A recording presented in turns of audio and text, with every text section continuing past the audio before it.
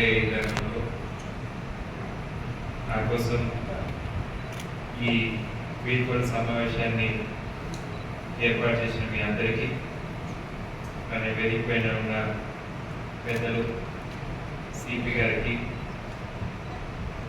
సునీల్ గారికి, అలానే డిఎఫ్ఓ గారికి, అలానే డిస్ట్రిక్ట్ ఎంప్లాయ్మెంట్ ఆఫీసర్ శ్రీరామ్ గారికి, డిఆర్ఓ గారికి, జిల్లా పరిషత్ సిఓ గారికి, అలానే మన తెలంగాణ రాష్ట్ర gazette officers DGO president Eluru Srinivas గారికి, అలానే డిఆర్డిఓ గారు సన్యాసి గారికి, అలానే ఉన్న మీ అందరికీ, అధికారులు, ఎంప్లాయీస్, స్టాఫ్, అలానే ప్రెస్ అండ్ ఎలక్ట్రానిక్ మీడియా, మీ అందరికీ కూడా పేరు పేరున నమస్కారాలు, ధన్యవాదాలు తెలియజేస్తా ఉన్నాను. అంటే ఇక్కడ కూర్చొని వింటుంటే ఈ 3 yearsలో మనం ఎలాంటి పనులు మనం అందరూ కూడా కలిసి చేయగలిగాము అనేది మీరు అందరూ కూడా నాకు మంచి జ్ఞాపకాలు గుర్తు తెస్తున్నారు. చాలా అంటే I should say it was a very satisfying and productive tenure. అంటే 6 నెలలు పనిచేసినా, సంవత్సరం పనిచేసినా ప్రొడక్టివ్గా పనిచేయాలనేది ఎప్పుడు కూడా నాకు ఉంటుంది.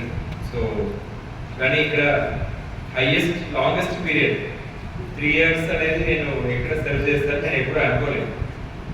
నా స్వభావం కూడా 3 years అనేది ఇప్పుడు దాకా 1 year 1.5 years కన్నా మించి ఎక్కడ కూడా పనిచేయలేదు. సో మహబాద్లో 1 year 4 months పనిచేసా, ఇంకా కొన్ని రోజులు అక్కడ పనిచేయాలని ఉండే నాకు. ఇప్పుడు 2.5 years ఉంటే అక్కడ బాగా చేయొచ్చు బ్యాక్వర్డ్ రీజన్ని. అప్పుడు ఇక్కడ ట్రాన్స్ఫర్ వచ్చింది. కానీ నేను అనుకోలే, అంటే 3 years అనేది ఎప్పుడు కూడా అనుకోలే. ఓకే 1 year చేస్తామా, 1 year అంతా చేసినా కూడా మనం ఆ పీరియడ్లో బాగా చేయాలి. 1 సంవత్సరం చేసినా దాంట్లో 2 సంవత్సరాలు పని చేయాలనేది నాకు ఎప్పుడు ఉంటాయి. సో 8 hours బదులుగా రోజు 16 గంటలు పని చేస్తే 1 year 2 years పని చేయొచ్చు కదా. సో ఇప్పుడు అట్లా ఉంటాయి. కానీ ఇంత 3 years ఇంత తరగతిలో ఇంత ఫాస్ట్గా 3 years is just light like anything. And July 20th 2020లో నేను జాయిన్ అయ్యాను. ఇప్పుడు 24 ఈరోజు జూలైలోనే ట్రాన్స్ఫర్ వచ్చింది, కానీ ఈరోజు July. So it is very very happy, very humbling and very satisfying experience to have worked with all of you for the welfare of the people. First of all, నేను క్షమాపణ కోరాలి. అంటే ఇంత లేట్గా నేను రావాల్సి వచ్చింది. నేను I came here at 8 o'clock only. So మీ అందరినీ మేబీ వెయిట్ చేయించాల్సి వచ్చింది. అట్లానే చాలామంది మిత్రులు కూడా నన్ను బాగా ఇన్సిస్ట్ చేశారు. అంటే ఏలూరు శ్రీనివాస్ గారు లాస్ట్ వీక్ నాకు 2-3 సార్లు ఫోన్ చేశారు. రాజేశ్వరి గారు, డిఆర్ గారు కూడా మీరు రండి, లేకపోతే మేము అక్కడ వస్తామని చెప్పారు. సో నేను ఇప్పుడు ఫేర్వెల్ అనేది పెద్ద ఇష్టపడను. అంటే ఒకటి భయం కూడా ఉంటుంది. ఇప్పుడు సత్యనారాయణ గారు కూడా చెప్పారు, మళ్ళీ ఫేర్వెల్ పిలిచి తింటారేమో. సో నేను వచ్చి సరే ఇక్కడ వస్తాం కలుద్దామని అనుకున్నాము. కానీ ఇక్కడ ఇంత మంచిగా ఇక్కడ కార్యక్రమం ఏర్పాటు చేశారు. అందరికీ ధన్యవాదాలు. నేను లాస్ట్ వీకే రావాలని అనుకున్నా. మధ్యలో సీఎం గారి ప్రోగ్రామ్ 2-3 days నేను వరంగల్ వెళ్ళాల్సి వచ్చింది. సో నిన్ననే నేను మళ్ళీ హైదరాబాద్ వెళ్ళాను. సో ఇక్కడ వచ్చి ఇప్పుడు మీ అందరినీ కలిసి లగేజ్ షిఫ్ట్ చేసుకుని వెళ్తామని ఒక 2 రోజులు లీవ్ తీసుకొని రావడం జరిగింది. So thank you. మీరందరూ మాట్లాడిన మాటలు, మీరందరూ ఇచ్చిన ఒక ఫీడ్బ్యాక్ చాలా, అంటే యూజువలీ అంటే కండలెన్సెస్కి వెళ్ళినా, ఎవరైనా చనిపోతే వెళ్తారు కదా, వెళ్ళినా లేకపోతే ఈ రిటైర్మెంట్ ఫంక్షన్స్, ఈ వీడ్కోలు ఫంక్షన్స్లో ఎప్పుడు మంచి మాటలే చెప్పాలి, మంచి మాటలే చెప్తారు కదా అని. ఒక మనిషిలో మంచి ఉండొచ్చు, చెడు ఉండొచ్చు. డెఫినెట్లీ మీరు ఒకరిద్దరు, ఇప్పుడు మన శ్రీనివాస్ గారు కూడా, అట్లా నాగేష్ గారు కూడా చెప్పారు, మంచి సజెషన్స్ కూడా చెప్పారు. డెఫినెట్లీ ఇంకా రిపేర్ చేసుకోవాల్సిన అంశాలు చాలా ఉన్నాయి. ఇంకా కెరియర్ కూడా చాలా ఉంది. 1 decade అయింది. ఇప్పుడు ఈ సంవత్సరం 1 decade అయిపోయింది, ఇంకా 2.5 decades ఆఫ్ పబ్లిక్ సర్వీస్ ఉన్నది. సో డెఫినెట్లీ ఇంకా చాలా నేను కూడా పర్సన్ ఆఫీసర్ రిఫైన్ అవ్వాల్సింది కూడా ఉంది.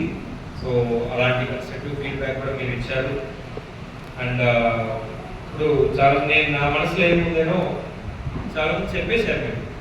అంటే నేను జనరలీ వెల్ఫేర్ అంటే ఫస్ట్ పబ్లిక్ వెల్ఫేర్ అనేది నా దృష్టిలో ఉంటుంది. సో మనం కొంచెం ఇబ్బంది పడినా పర్లేదు, మన చుట్టూ ఉన్న వాళ్ళని కొంచెం ఇబ్బంది పెట్టినా పర్లేదు, కానీ మనం అందరం ఉన్నది పబ్లిక్ సర్వీస్లో కదా, సివిల్ సర్వీస్లో ఉన్నాము, సర్వీస్లో ఉన్నామని చెప్తున్నాము. సో సర్వీస్ అంటే మనం జీతం కూడా తీసుకుంటున్నాము. సర్వీస్ అంటే మామూలుగా ఏంటి, మనం పని సమయం కాకుండా మనం సంపాదించిన డబ్బుల్ని పెట్టి చేసేది సర్వీస్ అంటాం. కానీ మనకు కెరీర్ పబ్లిక్ సర్వీస్ కదా, అది ఎంత గొప్ప అవకాశం మనకు ఈ సమాజం ఇచ్చింది. నేను అప్పుడు ఎప్పుడు అనుకునేది, క్రికెట్ మ్యాచెస్ బాగా చూసేది. అప్పుడు అనుకున్నాను, వీళ్ళేంటి ఈరోజు ఇంగ్లాండ్ వెళ్తున్నారు, నెక్స్ట్ మంత్ ఆస్ట్రేలియా వెళ్తున్నారు, మంచిగా టూర్ అయినట్టు అయింది అనుకోయి ఏం చేస్తారంటే క్రికెటే ఆడతారు. హాయిగా కదా క్రికెట్ ఆడినప్పుడు ఒక ఎంజాయ్మెంట్. క్రికెట్ ఆడతారు, మనం అందరూ క్రికెట్ అంటే పర్మిషన్ తీసుకొని ఎప్పుడన్నా క్రికెట్ పీటీ పీరియడ్ ఆడతాము, లేకపోతే సండేస్ ఆడతాం. మీరు రోజంతా క్రికెట్ ఆడతారు, దానికి మీకు ₹1,00,00,000 జీతం వస్తుంది అని చెప్పేసి చాలా ఒక జెలస్ గా ఫీల్ అయ్యేది మన ఇండియన్ క్రికెట్ టీమ్ ని అట్లా చూస్తే. సో ఇన్ఫాక్ట్ మనకు ఇలాంటి ఒక జాబ్ రావడం, ఇలాంటి పబ్లిక్ సర్వీసెస్ లో మన అందరూ కూడా పనిచేయడం అనేది ఇట్ ఈస్ అన్ ఎన్వియబిలిటీ. అంటే మిగతా వాళ్ళు చాలా ప్రైవేట్ సెక్టర్లో సంపాదిస్తారు, దాన్ని ఖర్చు పెట్టి ఒక 10 మందికి చదివించాలని చెప్పేసి వాళ్ళు జీవితం అంతా సర్వీస్ చేస్తే ఒక 10 మందికి మంచి చేయగలుగుతారు వాళ్ళ సొంత డబ్బులు పెట్టి, అది సర్వీస్ అంటారు. కానీ మనకు కెరీరే సర్వీస్. అంటే మనకు జీతం తీసుకుంటాము, గవర్నమెంట్ నుంచి ఖర్చు వస్తాయి, అది కూడా తీసుకుంటాము, కానీ గవర్నమెంట్ డబ్బులే, మన డబ్బులు కూడా కాదు, గవర్నమెంట్ డబ్బులే. ₹1,00,00,000 గవర్నమెంట్ డబ్బులు అంటే ఏంటి, ప్రజాధనమే. సో దాన్ని ఖర్చు పెట్టే అధికారం మనకు ఉంటుంది. సో దాంట్లో కొంచెం మనం క్వాలిటేటివ్గా చక్కగా చేస్తే దాని ద్వారా ఒక డబుల్ బెనిఫిట్ ప్రజలకు దొరుకుతుంది. 100 మంది బెనిఫిట్ 200 మంది, 1,00,000 మందికి బదులుగా 2,00,000 మంది బెనిఫిట్ చేయవచ్చు. ఆ 1,00,000 మందికి ఇంత బెనిఫిట్ కంటే ఇంత బెనిఫిట్ చేయవచ్చు. సో అది మన చేతిలో ఉంది. సో దానికోసం మనం కొంచెం ఇబ్బంది పడినా పర్లేదు, చుట్టూ ఉన్న వాళ్ళని ఇబ్బంది పెట్టినా పర్లేదు అనేది అది ఫిలాసఫీ కాదు, కానీ అట్లా అయిపోయింది నా వర్కింగ్ స్టైల్. సో అందుకని ఈ ప్యారబుల్స్ అట్లాంటి నాకు కొంచెం భయం. ఎందుకంటే మనం ఇబ్బంది పెట్టేవాళ్ళే కదా ఉంటారు ప్యారబుల్లో కదా. కానీ అట్లయినా కూడా మీరు చాలా మంచి మాటలు చెప్పారు. అండ్ ఇంకోటి ఏంటంటే జనరల్గా ఇప్పుడు ఒక దగ్గర మాట్లాడి చెప్పారు, అంటే ట్రాన్స్ఫర్ అయితే కొంతమంది ఆఫీసర్స్ ట్రాన్స్ఫర్ అయితే టపాకాయలు పెంచుతారు, సెలబ్రేట్ చేస్తారు, కేక్ కటింగ్ కూడా చేస్తారు. నేను హైదరాబాద్ నుంచి వచ్చినప్పుడు కొంతమంది ఫోటోస్ పెట్టారు, సార్ పార్టీ చేసుకుంటారు అట్లా. నాకు కొంచెం నాతో మంచి పరిచయం ఆఫీసర్స్ అట్లా పెట్టారు. కానీ ఇక్కడ అక్కర్లేదు, మన ఖమ్మంలో ఒక మంచి కన్స్ట్రక్టివ్ కల్చర్. అంటే నేను ఉమ్మడి ఖమ్మం జిల్లాలో మొత్తం పనిచేసాను, భద్రాచలంలో పనిచేసాను ఆర్సీడీ ఏజెన్సీ ఏరియాస్లో. మళ్ళీ ఇక్కడ వచ్చాను, ఇక్కడ మనకు ఆల్మోస్ట్ ఇక్కడ ప్లెయిన్ ఏరియాస్ చేసి ఇక్కడ పనిచేశాను. ఎంప్లాయీస్ క్వాలిటీ మాత్రం స్టేట్లో ఎక్కడ కూడా మన ఖమ్మంలో ఉన్న ఎంప్లాయీస్ అంత క్వాలిటీ అనేది ఉంటుంది. క్వాలిటీ అంటే నాలెడ్జ్ కావచ్చు, అంటే మనం ఎన్ని సంవత్సరాలు పనిచేసినా మనకు కొత్త విషయాలు నేర్పిస్తారు. నేను ఖమ్మం వచ్చినాక చాలా విషయాలు నేర్చుకున్నాను, అది రెవెన్యూలో కావచ్చు, సర్వీస్ మ్యాటర్స్లో కావచ్చు, చాలా విషయాల్లో మనకు ఆఫీసర్స్ మీరంతా నాకు నేర్పించారు. ఆఫీసర్స్ కావచ్చు, స్టాఫ్, ఎంప్లాయీస్ కూడా మంచి నాలెడ్జ్ ఉంటుంది. అలానే మంచి సిన్సియర్ ఉంటారు, అంటే ఒక పని చెప్తే ఓన్ చేసుకుంటారు. అంటే ఒక రెస్పాన్సిబుల్గా తీసుకొని ఇదేదో ఈయన చెప్పాలి కాబట్టి ఏదో చేయాలి అట్లా ఉండదు మన దగ్గర. ఖమ్మంలో అరే మనకు ఒక బాధ్యత ఇచ్చారు, ఆ బాధ్యతని మనం నెరవేర్చి చూపించాలి అనే ఒక ఓనర్షిప్ పార్ట్నర్షిప్ అనేది మీ అందరి దగ్గర ఉంటుంది. అది నేను ఎప్పుడు కూడా మరవలేను, అది చాలా ఎప్పుడు మెచ్చుకుంటాను.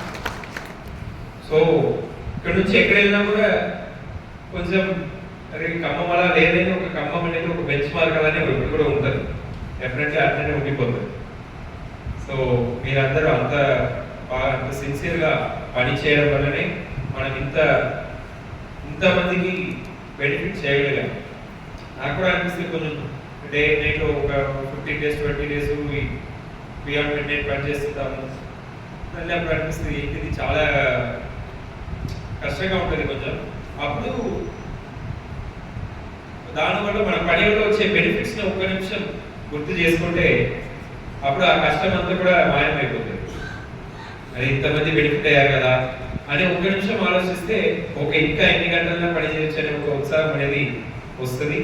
సో అదే ఉత్సాహంతోనే మీరు అందరూ కూడా పనిచేస్తున్నారు. నాకు తెలుసు ఎవరో ఒకరు చెప్పారు కాబట్టి పని చేయడంతో నాకు రిజల్ట్స్ రావు. మీరు అది ఒక ఓనర్షిప్ తీసుకొని పనిచేస్తున్నారు. అలానే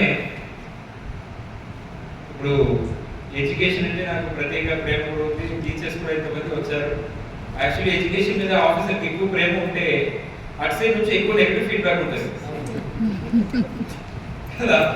ఎందుకంటే మనం ఎక్కువ ఫోకస్ చేస్తాము, వాళ్ళు ఎక్కువ ప్రెషర్ పెరుగుతుంది. సో ఇది ఏంటిది అని చెప్పేసి బ్యాక్లాస్ వస్తుంది.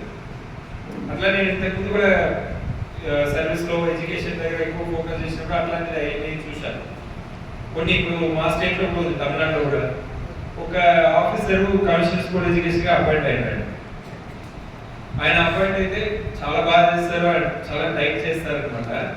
చేస్తే ఆయన కలెక్టర్గా ఉన్నప్పుడు ఆయన కలెక్టర్గా ట్రాన్స్ఫర్ అయితే వాళ్ళు చాలా ఫ్లెక్సీస్ కూడా పెట్టి ట్రాన్స్ఫర్ అనేది సెలబ్రేట్ చేశారు. అట్లాంటివి ఉన్నాయి. కానీ మన దగ్గర ఎక్కువ మన ఎడ్యుకేషన్ మీద ఫోకస్ పెట్టినా, దాని మీద దృష్టి పెట్టినా, దాన్ని లోతుగా రివ్యూ చేసినా కూడా ఇప్పుడు ఇంతమంది టీచర్స్ ఉద్యోగ సంఘాలు టీచర్ సంఘాలు వచ్చి మనల్ని అప్రిషియేట్ చేస్తున్నారంటే అది ఖమ్మం ఒక ప్రత్యేకత. ఖమ్మంలో ఉన్న ఎంప్లాయీస్ ఒక ముందు చూపు మైండ్ సెట్ అనేది, అట్లా లార్జర్ పర్స్పెక్టివ్ ఆలోచించే మైండ్ సెట్ అనేది, ఆ ప్రోగ్రెసివ్ మైండ్ సెట్ అనేది ఎప్పుడు మన ఖమ్మంలో వచ్చినప్పుడు ప్రెస్ వాళ్ళు కూడా ఎప్పుడు రాశారు. ఖమ్మం అనేది మనకు చెప్పేది సార్ ఖమ్మము చైతన్యవంతమైన జిల్లా, ప్రోగ్రెసివ్ జిల్లా, వేరే జిల్లాలలో ఉండదని. నేను అది ఇప్పుడు ఈ 3 yearsలో నేను డెఫినెట్లీ ఫీల్ అయ్యాను. అది డెఫినెట్లీ అది గుర్తించాం. అది అంత ప్రోగ్రెసివ్ పెట్టాలి.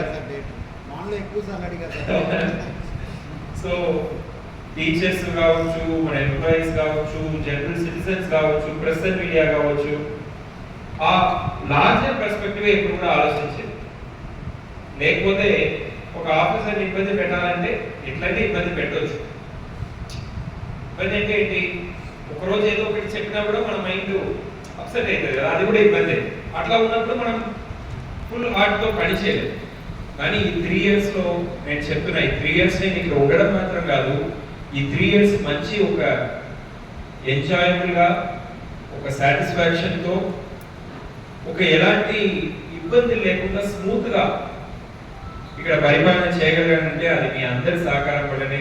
ఎంటైర్ సొసైటీ, ప్రెస్ కావచ్చు, పీపుల్ కావచ్చు, ఆఫీసర్స్ కావచ్చు, స్టాఫ్ కావచ్చు, మీ అందరికీ ఉన్న ఆ కన్స్ట్రక్టివ్ మెంటాలిటీ వల్లనే. అంటే పని జరగాలి, మన జిల్లాకి మంచి జరగాలి అనే దాంట్లో అది నాది అదే ఉండే, మీది అదే ఉండే ఫిలాసఫీ. మేబీ పాత్స్ వేరే వేరే ఉండొచ్చు, కానీ ఆ డెస్టినేషన్ మన అందరికీ ఆ విజన్ అదే ఉంది కాబట్టి మనం ఇంత చేయగలిగాము. మన ఖమ్మం జిల్లా ఈరోజు ఎప్పుడు కూడా ఖమ్మం జిల్లాని తెలంగాణలో ఒక తలమానికంగా ఉందంటే ఇలాంటి ఒక కన్స్ట్రక్టివ్ ప్రోగ్రెసివ్ మైండ్ సెట్ వల్లనే. ఇది డెఫినెట్లీ ఈ మైండ్ సెట్తో మన ఫర్దర్ జనరేషన్స్ కూడా ఇట్లానే కొనసాగాలి. అండ్ మనం కూడా మనకు పెద్ద బాధ్యత అనేది సొసైటీ ఇచ్చింది, మనకు ఆ అవకాశం వచ్చింది, మనం కోరుకొని వచ్చింది, కొంతమంది కోరుకోకుండా వచ్చింది, సో వచ్చింది. ఇంత మంచి అవకాశం, ఇంతమంది లైఫ్స్ని, ఇంతమంది జీవితాలని మార్చే అవకాశం అనేది ఎక్కువ మందికి రాదు. ఇప్పుడు మీరు ప్రతి ఒక్కరు డిస్ట్రిక్ట్ ఆఫీసర్గా ఉన్నారు. డిస్ట్రిక్ట్ పాపులేషన్ మనకు 16 లక్షల నుంచి 17 లక్షలు ఉంది. ఇన్ఫాక్ట్ ఒక 40 దేశాల పాపులేషన్ మన ఖమ్మం జిల్లా పాపులేషన్ కన్నా తక్కువ. 40 countries population, overall national population కూడా మన జిల్లా పాపులేషన్ కంటే తక్కువ. అంటే ఏంటి, మనం అంత పెద్ద పాపులేషన్ మనం సర్వ్ చేస్తున్నాం. సో మనం చేసే ప్రతి ఒక్క చర్యలు, ప్రతి ఒక్క పని ఒక క్వాలిటేటివ్గా ఫోకస్గా చేయడం వల్ల ఇంతమంది జీవితాల్లో మనం ఒక మంచి మార్పు అనేది తేవగలుగుతాము. అలాంటి ఒక యాటిట్యూడ్తో మనం ఎప్పుడు కూడా పని చేయాలి. ఇప్పుడు మీరు చేస్తున్నట్టే చేయాలి. మీ స్ఫూర్తితో నేను కూడా ఇంకా కూడా ముందుగా చేయాలని నేను కోరుతా ఉన్నాను. అలానే ఇక్కడ వేదిక పైన ఉన్న వాళ్ళు కూడా సిపి గారు కావచ్చు, డిఎఫ్ఓ గారు కావచ్చు, డిఆర్డిఓ గారు, శ్రీరామ్ గారు అందరూ కూడా మంచి మాటలు, they spoke very kind words about me. I cannot thank them less for their cooperation. వాళ్ళందరూ కూడా చాలా కోఆపరేషన్ ఎక్స్ప్రెస్ చేయడం వల్ల, అట్లానే ఇంతకు ముందు ఉన్న ఆఫీసర్స్ కూడా ఇప్పుడు చాలా మంది ఎలక్షన్ ట్రాన్స్ఫర్స్ వెళ్ళారు. ఇంతకు ముందు విష్ణు గారు ఉండే ఏసీపీ గారు, అట్లానే మన తహసీల్దార్స్, ఎంపీడీఓస్, డిస్ట్రిక్ట్ ఆఫీసర్స్ కూడా చాలా మంది ట్రాన్స్ఫర్లో వెళ్ళిపోయారు. సో మన అడిషనల్ కలెక్టర్ మసూల్ గారు ఉండే, ఆర్డీఓస్ నుంచి ఆర్డీఓస్ ఉండే, ఇప్పుడు కొత్త ఆర్డీఓస్ కూడా వచ్చి చాలా చక్కగా మనం ఎలక్షన్ కూడా కండక్ట్ చేసుకోగలిగాము. సో వాళ్ళందరినీ కూడా ఈ వేదిక ద్వారా వాళ్ళు ఎక్కడ ఉన్నారో వాళ్ళకి నేను థ్యాంక్స్ చెప్తా ఉన్నాను. మీ అందరికీ నేను కృతజ్ఞతలు తెలియజేస్తా ఉన్నాను. అండ్ మీకు చాలా సందర్భాల్లో నేను కొంచెం పేషెన్స్ లేకుండా, అంటే కొంచెం ఇంపేషెన్స్ ఉంది, అది ఇంకా తగ్గించుకోవాలి. Patience is a virtue. So ఆ ఓపిక అనేది ఉండాలి. కొంత సందర్భాల్లో అది లేకుండా మన పని జరగట్లేదు, లేకపోతే మీకు సఫిషియంట్ టైం ఇవ్వకుండా కావచ్చు, లేకపోతే నాకు మెయిన్ పేషెంట్స్తో కావచ్చు. కొన్ని సందర్భాల్లో హార్ష్ వర్డ్స్, కొన్ని సందర్భాల్లో చాలా సందర్భాల్లో మాట్లాడి ఉంటాను. సో నేను దానికి మీ అందరి సమాపణ కూడా కోరుతున్నాను. అట్లానే ఫర్దర్ నేను కూడా ఇది కొంచెం తగ్గించుకోవాలి, కోపం, అట్లానే కొంచెం ఇంపేషెన్స్. చాలా ఈరోజు అవ్వాలి, కొన్ని విషయాలు ఈరోజు కాదు రేపు అవుతుంది, అది కొంచెం అది ఆ ఇంపేషెన్స్ కూడా తగ్గించుకోవాలి ముందు ముందు. బట్ డెఫినెట్లీ వర్క్ అయితే తగ్గించుకోవాలని అనుకోవట్లేదు. ఇప్పుడు డిఎం గారు కూడా చెప్పారు, హైదరాబాద్ వెళ్ళారు, కొంచెం పని తక్కువ ఉంటుంది, ఫ్యామిలీ టైం ఉంటుంది. సో అంటే తమిళ్లో ఒక ప్రాబ్లం చెప్తారు, అంటే ఊరాములే ఊటి వలత తాముల తాలేవాడు. అంటే 10 మంది పిల్లలకి మంచి చేస్తే మన పిల్లల్ని మనం చూసుకోవాల్సిన అవసరం లేదు, ఆటోమేటిక్గా వాళ్ళకి మంచి జరుగుతుంది. సో డెఫినెట్లీ ఎనీవే మనకు గవర్నమెంట్ నుంచి మంచి, మనకు నీరుకి అవసరం అంతా గవర్నమెంట్ నుంచి మనకు వస్తుంది కదా. గ్రీడ్ కావాలి అంటే మనం చాలా సందర్భం మనం మాట్లాడకూడదు. అంటే మనకు బెంచ్ కార్ కావాలి, మన దగ్గర 10 మంది కాంట్రాక్టర్ వస్తారు, పెద్దవాళ్ళు వస్తారు, వారి బెంచ్లో వస్తారు, మనం ముందు వచ్చి పనికి నిలబడతాం. అప్పుడు మనం వాళ్ళలా మనం బెంచ్ కార్ కావాలంటే మనం అలాంటి కోరికలు ఉంటే నెరవేరవు. కానీ మనకు కావాల్సిన మంచి ఇల్లు, మంచి స్కూల్లో, ఎడ్యుకేషన్, ఇవన్నీ మనకు దొరుకుతుంది. మనందరికి మంచి where all well paid and సబ్లింగ్ పేడ్. దానికి మన నీడ్కి ఏంటి మనకు సఫిషియెంట్ ఉంటుంది. సో మనం వర్క్లో ఎంతవరకు మనం ఎక్స్ప్రెస్ చేయగలిగితే అంత మంచిదే. సో ఇప్పుడు సిద్ధార్థ్ గారు చెప్పినట్టు నాకు ఇంకా అవకాశం రాలేదు. సో గవర్నమెంట్ కూడా చాలా బాధ్యతలు ఇచ్చారు. ఇప్పుడు హౌసింగ్ డిపార్ట్మెంట్ ఇచ్చారు, అట్లానే మున్సిపల్ అడ్మినిస్ట్రేషన్ డైరెక్టర్ కూడా ఇచ్చారు. సో నేను ఇంకా డబుల్ టైం పని చేయాల్సిందే, నాకు తప్పదు. ఇప్పుడు ఆ ఆఫీస్లో ఒక 6-7 అవర్స్ అయినా కూర్చొని, ఈ ఆఫీస్లో ఒక 6-7 అవర్స్ అయినా కూర్చొని ఒక సాటిస్ఫాక్షన్ ఉంటుంది. సో డెఫినెట్లీ అప్పుడు గౌతమి సపోర్ట్ ఇంకా కూడా కావాల్సింది, తప్పదు అది. So I like to thank Gautami also for all their support. ఇనియా అంటే నేను ఇంటికి వెళ్తే ఇనియాతో ఒక గంట సేపు 8-9కి వెళ్తే 1 గంట 2 గంటల సేపు ఇనియాతో ఆడుకుంటే నాకు ఇంకా ఒక ఉత్సాహం వస్తుంది, రిఫ్రెష్మెంట్ వస్తుంది. సో వాళ్ళు పడుకుంటే మళ్ళీ ఒక 11 నుంచి 5 వస్తే ఒక 2 గంటలు. సో అట్లా ఒక ఇది definitely they give me lot of energy and అది definitely that keeps me going. And I hope health maintain చేసుకుంటాను శ్రీనివాస్ గారు. సో హెల్త్ కూడా సహకరించాలి. Definitely I want to put much more service. ఇప్పుడు 16 లక్షల మందికి సర్వీస్ చేసే అవకాశం నుంచి 4 కోట్ల మంది ప్రజలకు సర్వీస్ చేసే అవకాశం అనేది వచ్చింది. సో ప్రజలు కూడా నాకు చాలా ఇంపార్టెంట్ బాధ్యతలు ఇచ్చారు. అంటే housing is a dream for so many people including our cells. మీరు కూడా చెప్పారు కదా, మనకు కూడా హౌసింగ్ అనేది ఇట్స్ ఎ డ్రీమ్. మనం అంటే 20 సంవత్సరాలు సంపాదిస్తే ఒక ప్లాట్ ఒక ఇల్లు కొనుక్కోవచ్చు. సో అట్లా పేద ప్రజలకి అయితే అది కూడా దొరికే పరిస్థితి లేదు.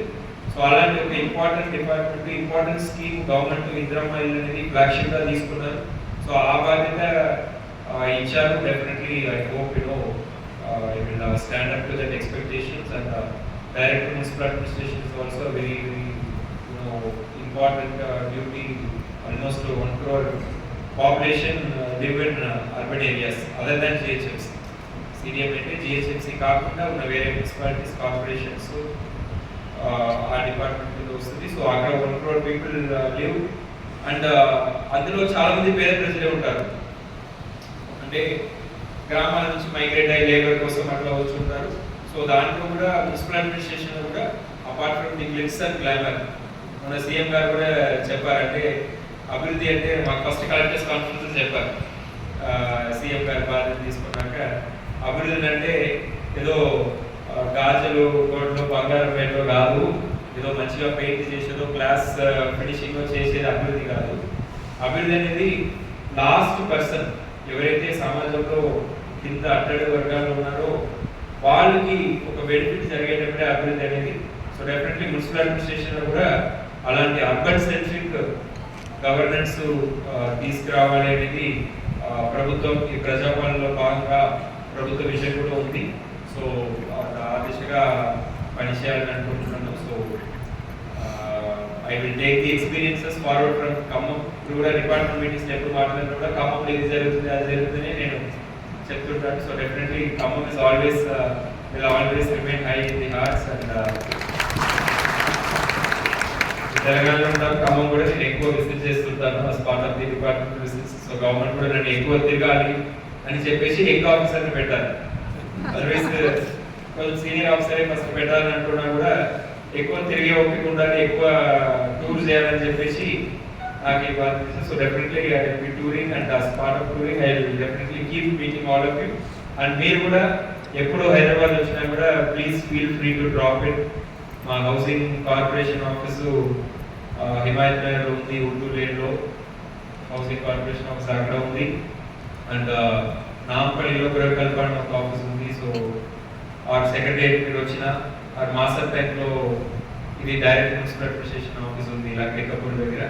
So please drop in. ఎప్పుడైనా కూడా మెసేజ్ పెట్టండి, నా పర్సనల్ నెంబర్ ఉంది, share with most of you have it also. ఎప్పుడైనా వచ్చి కలవండి, let us meet and greet. మీ అందరినీ చూస్తే నాకు చాలా సంతోషం కలుగుతుంది, మంచి జ్ఞాపకాలు గుర్తుకొస్తాయి. సో ప్లీజ్ ఫీల్ ఫ్రీ, మనం అందరూ ఒక ఫ్యామిలీ అలా. సో ఇప్పుడు ఎంప్లాయీ రిలేషన్ కూడా తెగింది కాబట్టి లేకపోయినా కూడా నేను ఎప్పుడు ఫ్యామిలీ అనేది భావించాను, మీరు కూడా నన్ను అట్లానే భావించారు. సో అది మీరు సర్వీస్లో ఉన్నా, రిటైర్ అయినా, నేను ఇక్కడ ఉన్నా, ఇప్పుడు తెలంగాణలో ఉంటాను, లేకపోతే గవర్నమెంట్ ఆఫ్ ఇండియా వెళ్తాను, మళ్ళీ తెలంగాణ వస్తాను. Telangana is my cadre. ఎక్కడ ఉన్నా కూడా మనం డెఫినెట్లీ కలుస్తూ ఉంటాము. Our paths will cross, and ఫ్యూచర్లో మనం కలిసి పనిచేసే అవకాశం కూడా వస్తుంది. So thank you all, thank you so much. My heartful gratitude to all of you for being a great team during this entire period, and I hope you will continue, and I will also continue to do much more for the people of Telangana. Thank you.